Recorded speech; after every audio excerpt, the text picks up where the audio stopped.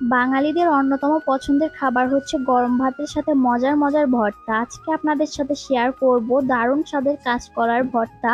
গরম ভাতের সাথে এই ভর্তাটা খেতে খুবই ভালো লাগে। আজকে আমি কাঁচকলা ভর্তা তৈরি করার জন্য এখানে একটা কাঁচকলা নিয়েছি। প্রথমে কাঁচকলাটা 3 ভাগ করে কেটে নিয়েছি, এরপর খোসাটা ছাড়িয়ে নিব। কাঁচকলার খোসাটা ছাড়িয়ে নেওয়া হলে কাঁচকলাটাকে পাতলা পাতলা করে কেটে নিব। আপনারা যেভাবে সুবিধা হয় ওইভাবে কাঁচকলাটাকে কেটে নেবেন।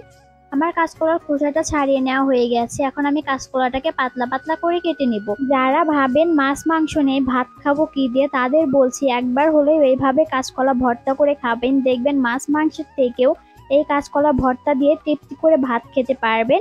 এদিকে আমার কাঁচকলাটা কেটে নেওয়া হয়ে গেছে। এখন কাঁচকলাটা পানি দিয়ে ভালোভাবে ধুয়ে নেব। কাঁচকলাটা ভালোভাবে ধুয়ে নিয়ে এদিকে চুলায় একটা প্যান বসিয়ে দিয়েছি। প্যানে দিয়ে দিলাম পরিমাণ মতো সয়াবিন তেল। তেলটা গরম হয়ে গেলে দিয়ে দিলাম ধুয়ে রাখা কাঁচকলাগুলো দিয়ে এরপর দিব সামান্য একটু হলুদের গুঁড়া দিয়ে কাঁচকলাটা আগে একটু ভেজে নেব। 1 মিনিটের মতো কাঁচকলাটা হলুদের গুঁড়ার সাথে ভালোভাবে ভেজে নিব। ভেজে না হলে এরপর অল্প একটু পানি দিয়ে দিব। কাঁচকলা সিদ্ধ হতে যেটুকু পানি লাগে ওইটুকু পানি দিয়ে ঢেকে দিব। কাঁচকলা থেকে পানি শুকিয়ে গেছে, কাঁচকলাটা ভালোভাবে সিদ্ধ হয়ে গেছে। এখন নেড়ে চেড়ে কাঁচকলাটা ভেজে নেব। কাঁচকলাটাকে একটু সময় নিয়ে ভালোভাবে ভেজে নিয়েছি। এখন কাঁচকলাটাকে একটা প্লেটে তুলে নেব। কাঁচকলাটা একটা প্লেটে তুলে নিয়ে একই প্যানের ভিতরে দিয়ে দিব পেঁয়াজ কুচি, এরপর দিব রসুন কুচি, এরপর দিয়েছি 5টা শুকনো মরিচ। এরপর তেল দিয়ে পেঁয়াজ রসুন শুকনো মরিচ ভালোভাবে ভেজে নেব।